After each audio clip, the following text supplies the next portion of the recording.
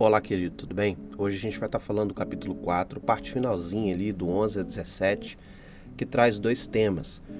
A parte final da carta de Tiago já começa a falar sobre vários assuntos, vários conselhos aos cristãos do tempo de Tiago, e hoje, nesse pequeno trecho de 11 a 17, ele vai falar sobre dois: o julgamento do próximo e a presunção dos planos humanos. É sobre isso que a gente vai falar agora.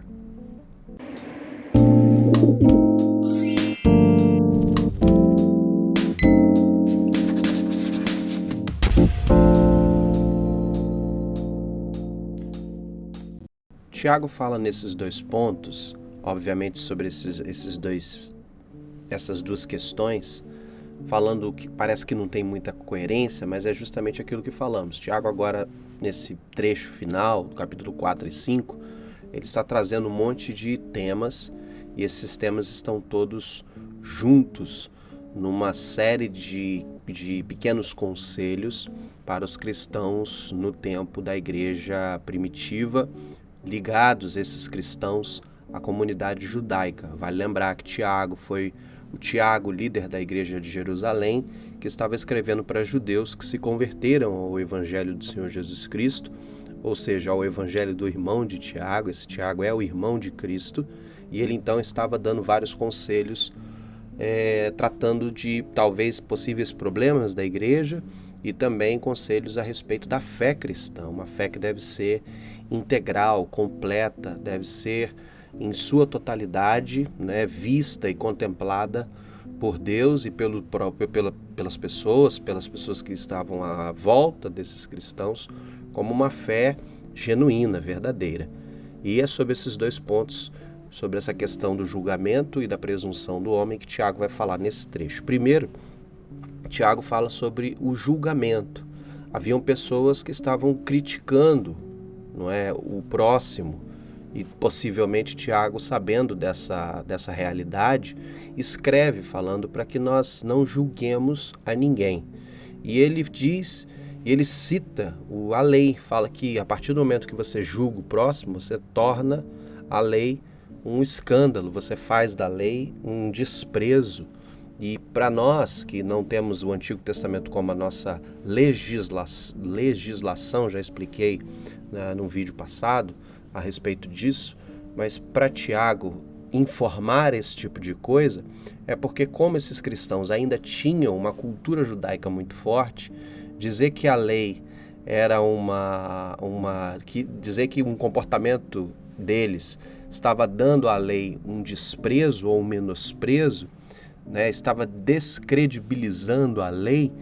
Falar isso, como citado em Tiago, para os cristãos desse tempo, era quase uma blasfêmia, entende? Era uma citação como se Tiago estivesse dizendo assim: olha, vocês estão transformando a lei num escárnio, vocês estão tirando o julgamento que é da lei e transferindo para vocês, visto que o único livro legislador de qualquer coisa nessa época era o Antigo Testamento. O Novo Testamento estava sendo formado.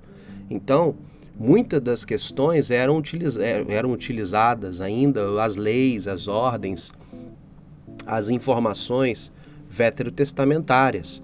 E, obviamente, muitos cristãos ainda se baseavam no Antigo Testamento para referenciar muitas coisas e muitas situações. Então, quando Tiago cita o Antigo Testamento, ele não está dando valor ao Antigo Testamento como lei, mas ele está dizendo que o Antigo Testamento tem o seu valor, sim, como palavra de Deus e como reflexão do princípio moral de Deus, como nós falamos. E esse princípio moral de Deus, esse querer de Deus para o ser humano, é que ele ame ao próximo, não é? Que ele respeite o próximo, que ele não lese, né, de forma alguma o seu próximo, o seu semelhante. E esse é o desejo de Deus com o seu povo, para com os seus filhos, né, para que eles vivam em união, que eles vivam em cooperação, em comunidade, né, uma unidade comum a todos. Esse era o desejo de Deus, e é isso que ele expressa no Antigo Testamento. Como Tiago mesmo vai dizer, como eu já expliquei, a carta de Tiago lá no capítulo 2, existe no Antigo Testamento uma lei áurea, que paira sobre todo o Antigo Testamento, que é o princípio da vontade de Deus. Então, Tiago diz, olha, quando você julga o seu próximo, você toma a validade do Antigo Testamento, da lei, para si, e você se torna senhor, você se transforma no Deus legislador, você se transforma no juiz, e isso é pecado. Então não julgue ninguém, não tenha essa ação de juízo sobre ninguém, não julgue ser humano algum, porque isso é pecado. Então, Tiago vai primeiro refutar o comportamento de cristãos que julgam o próximo. Eu tenho até feito reflexões a respeito disso na igreja e comigo mesmo, a respeito do nosso julgamento. Como nós somos precipitadamente julgadores do nosso próximo, não é? Às vezes a gente fala assim, fulano fez isso, fulano tomou essa atitude, fulano tomou essa ação, fez essa coisa tão feia.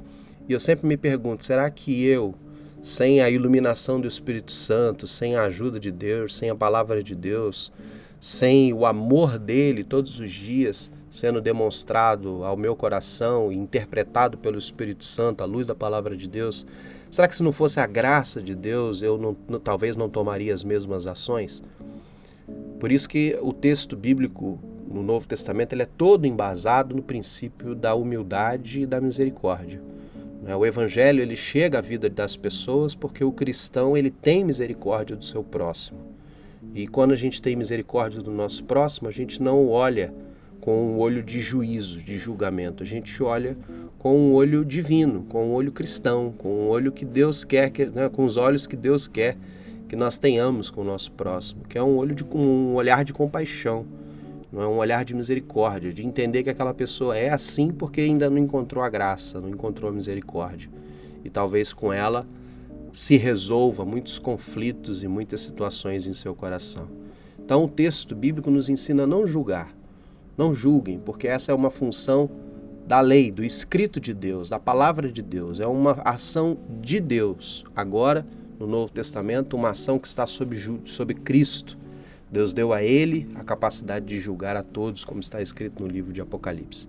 Essa é a função de Deus, não é nossa. A nossa função é ter misericórdia e entender que todos somos pecadores. Tanto os que estão na igreja quanto os que estão fora da igreja, todos nós somos pecadores e igualmente necessitados da graça misericordiosa de Deus. Depois ele fala sobre a presunção, muitas vezes motivado por um orgulho pessoal. Ele cita lá a jactância, né? Vocês são jactanciosos, orgulhosos, vocês são, acham que são capazes e vocês muitas vezes desassociam a vida de vocês, dos negócios, com a vida cristã. Talvez esse seja o parecer de Tiago sobre essa questão da presunção.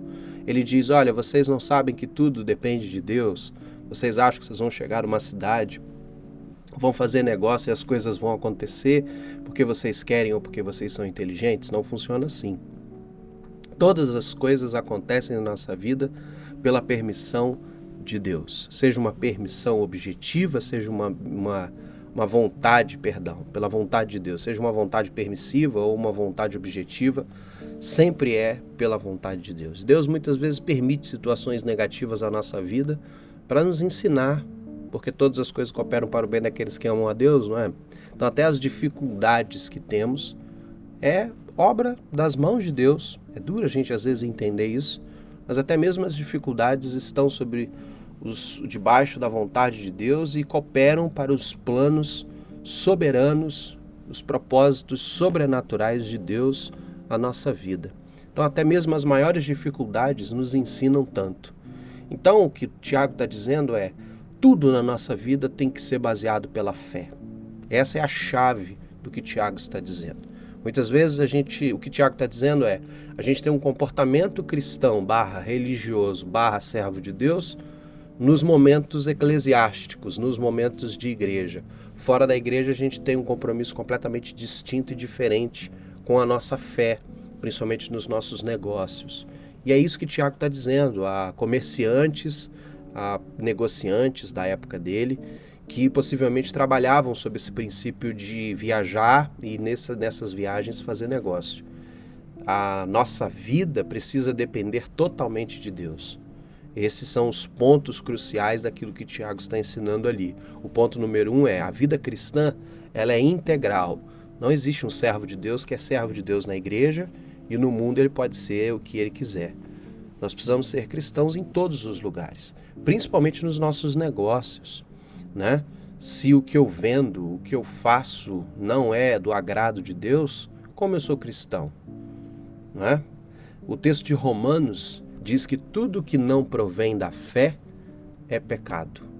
Tudo que não é exercício de sua crença, exercício dos valores da fé, exercício daquilo que você entendeu em Cristo Jesus como um valor de certo e errado diante de Deus, tudo aquilo que não vai ao encontro, não é, dessa fé, é pecado. Tudo que você faz que não é pautado no seu amor e na sua devoção a Cristo Jesus, será sempre pautado a alguma outra coisa totalmente diferente de Cristo Jesus, que redunda num pecado, numa ação errada, num propósito errado, num caminho errado. Então, o primeiro ponto é: tudo na nossa vida tem que ser integral. Nós temos que ser cristãos integrais. Ou seja, lembra lá do leite integral? Ou seja, não foi tirado nada dele. Ele está lá com sua gordura, com seu açúcar, ele é integral. Assim também é o cristão. Precisa ser um bom cristão na igreja, mas precisa ser um bom marido, um bom negociante, um bom filho, um bom pai. Precisa ser integral, ou seja, precisa ser completo. O cristão precisa ser completo e dependente de Deus, que é o segundo ponto. Tudo vem de Deus. Então a gente tem que ser o quê? Dependente. Tem que depender de Deus. Tem que entender que é Deus que está conosco em todas as coisas da nossa vida. Não é pelas nossas capacidades, não é pelas nossas, né, pela nossa inteligência que muitas coisas boas e as bênçãos de Deus acontecem diante de nós. Pelo contrário, é pela boa mão de Deus, pela misericórdia e pela graça dele que muitas coisas chegam à nossa história de vida. E também nos faz pensar quantas coisas abençoadas que nós temos, que nós recebemos, que muitas vezes a gente diz assim: é claro, mas eu fiz esse negócio, mas eu é que investi, mas eu é que busquei isso, mas eu é que planejei isso. E às vezes a gente nem sabe que foi a boa e misericordiosa mão de Deus cuidando da nossa história de vida naquele período. Às vezes a gente nem vê a mão de Deus agindo com graça e bondade para com a nossa história de vida, porque nos momentos bons a gente geralmente não lembra dele, né? Mas é ele muitas vezes nos dando muito mais do que nós merecíamos ou necessitávamos. Deus nos dá muito mais do que nós precisamos, porque como a própria Bíblia diz, ele não se transfere, ele não é só um Deus, não é, que está no céu e nos trata como seus servos. Há uma relação de paternidade, há uma relação de cuidado. O próprio Jesus coloca do nosso lado como amigo. É uma relação próxima, fraterna, cuidadosa com a nossa história. Há uma relação muito distinta com outras divindades, né, que ficam sentadinhas só esperando a adoração. Deus não é assim. Deus é um Deus que se preocupa de verdade com a nossa história, com o nosso bem-estar, mas requer de nós também fidelidade. Não pelo orgulho, não pela altivez, não pela prepotência, pela arrogância, não nos transformando nós mesmos em nossos próprios deuses. Nós muitas vezes julgamos outras religiões como idólatras, mas nós muitas vezes idolatramos a nós mesmos, as nossas próprias capacidades. E toda vez que a gente faz isso, a gente esquece de depender de Deus, de ser servo do Senhor, de confiar nele, de depender dele e de se debruçar à sua própria vontade, o exercício da fé. Então, esses são os dois pontos que Tiago está trabalhando. Não julgue o próximo. O próximo tem suas dificuldades, assim como você tem as suas, e ele precisa da graça de Deus, assim como você.